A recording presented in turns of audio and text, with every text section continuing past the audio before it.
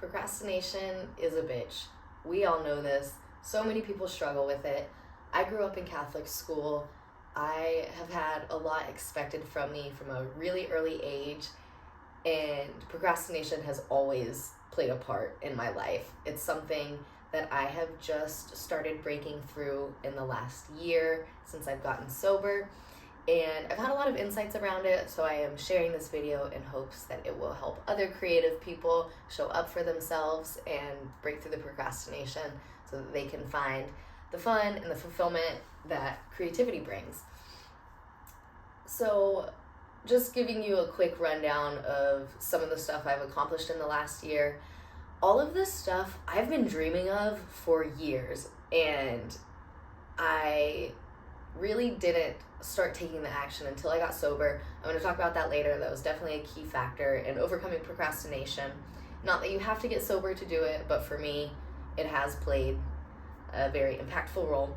But in the last year, I have made probably well over 30 paintings. Before that, I had only had about 6 completed paintings like throughout my whole life. And those 6 paintings were small. They were like 8 by 10, not very big. Obviously now I'm working on a lot bigger pieces. It feels so good to finally be able to have a vision and then see it through. Like, there is no other feeling that matches that. It is so, so good. It feels so, and it just makes me feel so alive. And what else have I done? There has been, I started doing live painting events just in the past year. Not even the past year. It's November right now. I started doing live painting events in March, and since then, I've done, I think, 11 live painting events, which has been super fun. I didn't know that would be something I was into, but it's a really good time. I have made so much content, like writing on Instagram. I've started making YouTube content. I've built my website. I just can't believe all the stuff that I've done in the last year. I've had 2 magazine interviews, which blows my mind. And that's all just in the last 15-ish months. And I've created a meditation series. I'm going to talk about that later as well.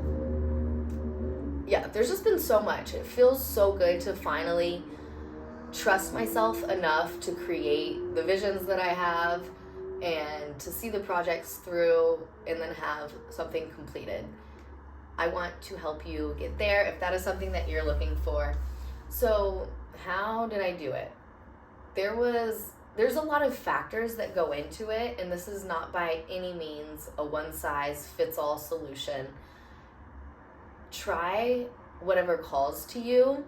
Leave the rest. I'm not saying that any of this is guaranteed to work for you, but it's been really beneficial for me, and maybe something will draw you in, will call to you, and you can try those things. So one of the main pieces is shifting out of the survival state and into a centered state, a feeling of safety in the body. When we're in the survival state, we're usually in either a fight, flight, or freeze response. And for me, I get very much into the flight. I'm going to run away. I'm going to pretend this doesn't exist. Sometimes I get into the freeze response where I physically can't move. I am frozen in bed. I am frozen. I can't pick up the paintbrush. It's just complete. The walls come up. There's no vulnerability there because you don't feel safe enough. And that is why it is so important to get into a feeling of safety in the body. And that goes into nervous system regulation. And when you are in this feeling of safety and ease, you don't have all of the worries and the doubts and the fears and the judgments for yourself. And if those come up, they can come up, but you can still keep taking action because you know you're safe, you know you're capable, you know that you can take baby steps. So, shifting out of the survival state and into safety is a really key piece in overcoming procrastination. I have quite a few meditations on this channel that can help you do that. So if you're interested, go take a look at those. Other things that you can do to help you shift out of the survival state and get into a feeling of safety. Breath work is really wonderful. If you do very slow, deep, conscious breathing, that's going to slow the heart rate down. It's going to, in turn, slow the mind down, and you won't have all the racing thoughts of, I'm not good enough, I don't know how to do this, it's too hard. All of that chatter will start to drain out of you, and you can do that with the breath. You can't simultaneously be stressed and in a state of safety. And when you do the slow, deep breathing, it puts your entire body into the state of safety. And it's a practice, of course. It's not just going to be a one-time cure. Just like going to the gym, you have to keep with it and recondition your body to feel at ease, to feel present, and to not automatically go into the stress response when you want to work on a project or when you have an idea.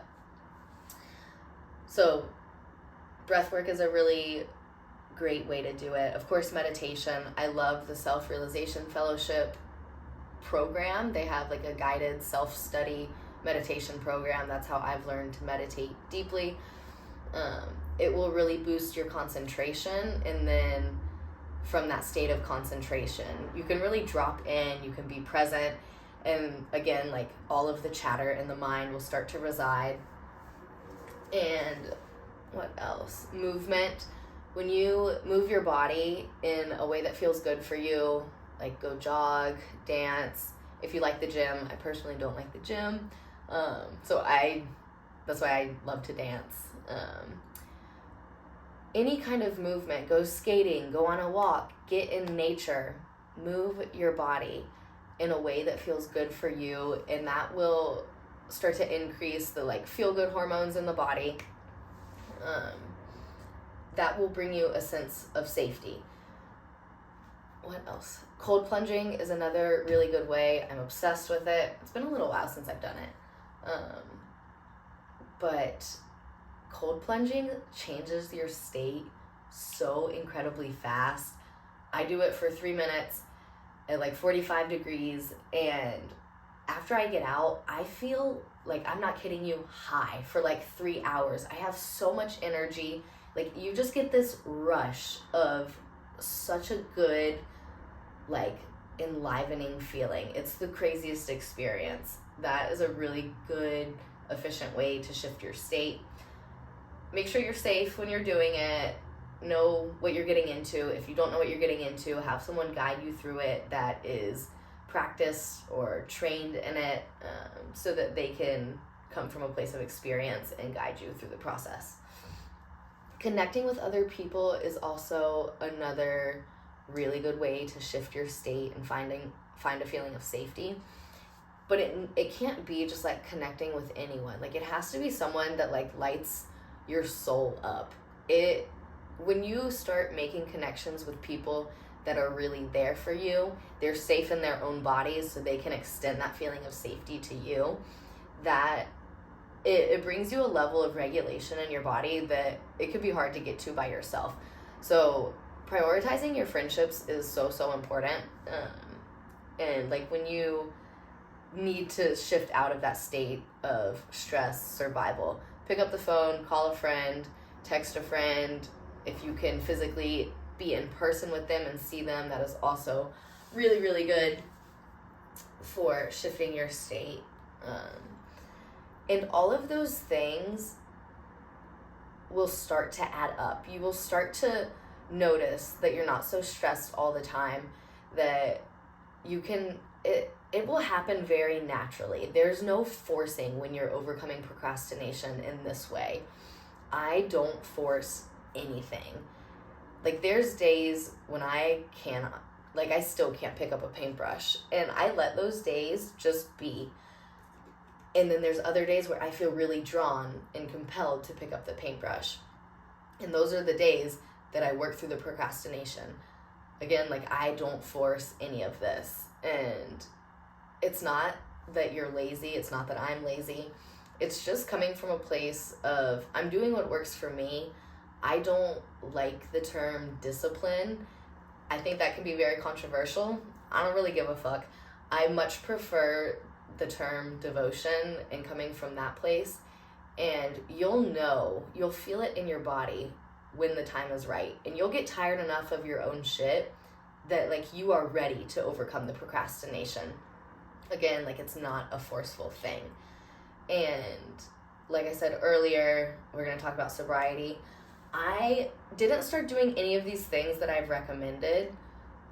I really wasn't doing any of that before I got sober.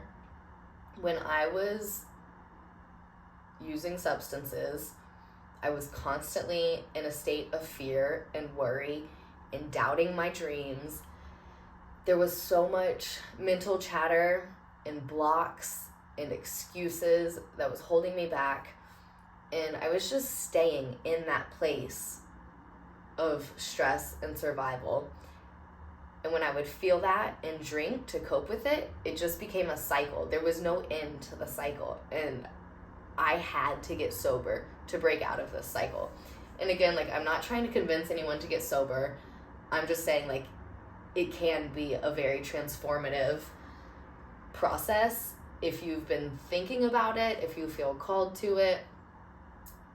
Maybe try it out. And I want to share that I have a centered and sober meditation series. There are 5 videos, they're audios, there's no video with them, but 5 meditations. I think they're all like 10 to 15 minutes long. That's free. If you want that, I will leave the link below in the description.